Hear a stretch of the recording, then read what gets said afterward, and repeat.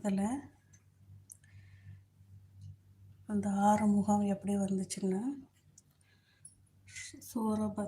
பத்மன் என்கிற அசுரன் வந்தும் அவனுடைய பிரதர் அது சகோதரர்களும் சேர்ந்து தேவர்களுக்கு அதிக கஷ்டத்தை கொடுத்துட்டு இருந்தாங்க. அப்போ தேவர்கள்லாம் பரமசிவனிடம் எங்களை காப்பாற்றுமாறு வேண்டிக்கிட்டாங்க. அப்போது பரமசிவனிடம் வாயு மண்டலமான நீர் நிலம் அப்படிங்கிறது போல் 6 தீப்பொறிகள் வெளியில் வந்தன.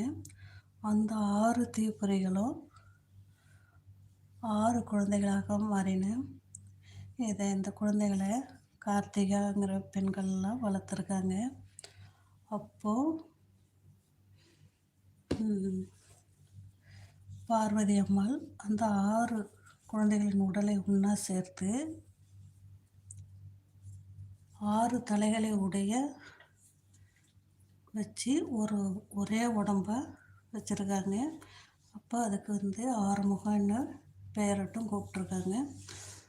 அதோடு இல்லாமல் முருகனுக்கு ஒரு வேல் பரிசாக கொடுத்துருக்காங்க.